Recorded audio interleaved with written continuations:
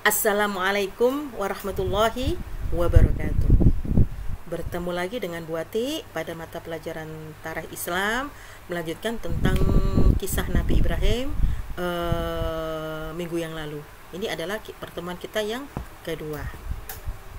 Baiklah anak-anak, sebelum kita mulai, kita buka dulu dengan bacaan basmalah bersama-sama. Bismillahirrahmanirrahim. Pada pertemuan pertama kemarin, Bu Ati menceritakan tentang keadaan masyarakat Babilonia sebelum Nabi Ibrahim lahir, sampai pada Nabi Ibrahim kecil yang diberi kecerdasan oleh Allah Subhanahu wa Ta'ala. Nah, selanjutnya Nabi Ibrahim itu terus menyerukan kepada rakyat Babilonia, kepada ayahnya, untuk kembali menyembah Allah Subhanahu wa Ta'ala, percaya dengan yang gaib, hari pembalasan, serta adanya surga dan neraka. Tapi tetap mereka tidak mau mengikuti ajakan Nabi Ibrahim. Bahkan Nabi Ibrahim diusir oleh ayahnya. Akhirnya pergi ke Baitul Maqdis. Suatu saat, raja yang berkuasa, siapa kemarin? Raja Namrud bin Kan'an, itu bersama rakyatnya pergi ke lapangan untuk mengadakan upacara suci. Nah, ini otomatis Babilonia sepi, tidak ada orang, sepi sekali. Akhirnya Nabi Ibrahim kembali ke Babilonia untuk menghancurkan semua berhala. Tinggal berhala yang paling besar yang disisakan. Nah, kapak yang dipakai untuk menghancurkan itu dikalungkan di berhala yang paling besar yang tinggal satu itu. Nah, setelah upacara selesai, Raja Namrud dan rakyatnya kembali ke Babilonia dan kaget melihat berhala-berhala mereka hancur semua. Hanya tinggal satu yang tersisa. Langsung Raja Namrud menangkap Nabi Ibrahim. Nah, Nabi Ibrahim ditangkap, dihadapkan kepada Raja Namrud. Kemudian terjadilah dialog antara Nabi Ibrahim dengan Raja Namrud. Wahai Ibrahim, kenapa kau hancurkan berhala-berhala kami? Nah, Nabi Ibrahim ini tidak mau mengaku. Beliau mengatakan, bukan aku raja yang menghancurkan, tapi berhala yang paling besar itu yang menghancurkannya. Bisa dilihat ada kapak yang berada di leher berhala besar itu.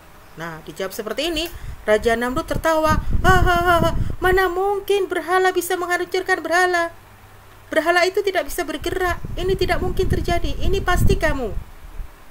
Melihat raja tertawa seperti itu, akhirnya Nabi Ibrahim membalas. Nah, wahai raja, raja sudah tahu bahwa berhala itu adalah patung yang tidak bisa memberi manfaat apapun, tidak bisa bergerak. Tapi kenapa raja sembah? Melihat jawaban Nabi Ibrahim, Raja Namrud murka. Akhirnya Nabi Ibrahim diikat seluruh badannya, kemudian diterlentangkan di tanah, diberi tumpukan kayu untuk dibakar. Nah, inilah salah satu mukjizat Nabi Ibrahim. Kenapa? Karena saat api membakar Nabi Ibrahim, Allah perintahkan api untuk menjadi dingin dan menyelamatkan Nabi Ibrahim. Ini tertera di dalam Al-Quran surat Al-Anbiya ayat 69. Ya, yang berbunyi, A'udzu billahi minasyaitonir rajim. Bismillahirrahmanirrahim. Qulna ya naru kuni bardan wa salaman ala Ibrahim. Shadaqallahul azim. Hai api, jadilah engkau dingin dan selamatkanlah Ibrahim. Nah, setelah api itu menghilang, kemudian keluarlah Nabi Ibrahim dengan kondisi tubuh yang tidak terbakar api, tidak ada bekas api sama sekali. Inilah mukjizat Nabi Ibrahim, yaitu tidak mempan dibakar api. Melihat seperti ini pun, rakyat Babilonia ini masih tetap pada pendiriannya, tidak mau menerima ajakan Nabi Ibrahim untuk menyembah Allah, kembali menyembah Allah. Nah, Nabi Ibrahim bersama istrinya akhirnya pergi dari Babilonia, pergi ke Palestina dan melanjutkan perjalanannya ke Mesir. Ya, saat itu Nabi Ibrahim beserta istrinya, Ibu Sarah, ini sudah tua. Ya, siapa namanya istrinya? Ibu Sarah. sudah tua, belum dikaruniai seorang putra.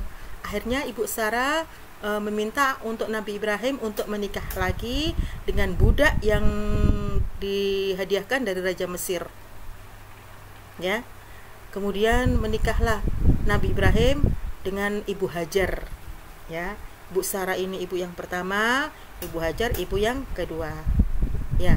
Kemudian dari Ibu Hajar lahirlah seorang bayi yang diberi nama Ismail.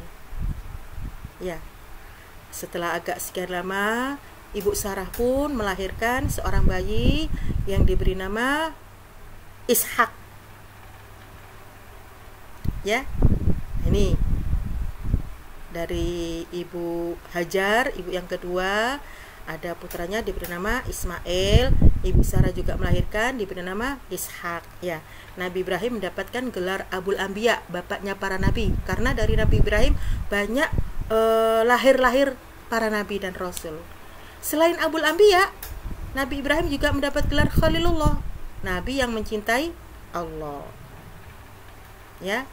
Berikutnya adalah Nabi Ibrahim mendapatkan wahyu dari Allah untuk membawa istri dan anak-anaknya, istri ibu yang kedua, Ibu Hajar dan Ismail, pergi ke Mekah dan meninggalkan mereka berdua di tanah yang tandus, gersang, tidak berpenghuni.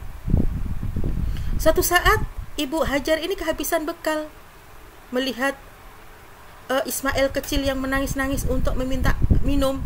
Ibu Hajarin lari dari Bukit Safa ke Marwah, Bukit Safa ke Marwah, belum menemukan air. Tapi atas kuasa Allah, Ismail kecil ini menghentak-hentakkan kakinya ke tanah dan keluarlah air yang diberikan nama Zam-Zam. Berkumpullah gitu ya. Ini ujian. Ujian Nabi besar lagi datang kepada Nabi Ibrahim adalah mimpi menyembelih putranya bernama Ismail. Tapi kemudian digantilah Nabi Ismail ini menjadi seekor domba dan dikenal dengan Idul Adha. Ya, anak-anak, berikutnya adalah tugas pertemuan kedua kali ini adalah mengerjakan lembar kerja siswa ya di paket Tarikh Islam halaman 56. Nah, untuk memudahkan dibantu Bu Wati ya, diblok dengan pensil warna. Ya. 1. Mencari kata-kata yang berkaitan dengan Nabi Ibrahim alaihissalam. Misalnya di kotak itu mendatar. Kotak mendatar itu baris pertama ada tulisan Babilonia. Kalian blok warna merah atau kuning gitu ya. Baris kedua tidak ada yang diblok. Baris ketiga ada tulisan Sarah, diblok warna lagi. Seterusnya seperti itu ya. Kemudian yang menurun juga begitu, dikasih blok. Kemudian yang tugas kedua membuat pertanyaan dari jawaban-jawaban yang ada ini. Ya, dibuat pertanyaan. Ada di buku paket nanti bisa dilihat ya. Ini untuk tambahan belajar kalian ya, tidak pakai dikirim ya. Ya, nanti dibuat pertanyaan dengan jawaban yang sudah ada ini. Ya. Anak-anakku, mungkin cukup sekian yang bisa buat disampaikan. Tetap jaga kesehatan, jaga sholat 5 waktu. Jangan lupa sering-sering berdoa untuk keadaan kita ini ya, patuhi protokol kesehatan. Ingat pesan Ibu 3M, mencuci tangan, menjaga jarak, memakai masker ya. Jangan pergi kemana-mana kalau tidak hal yang sangat penting sekali ya anak-anak ya.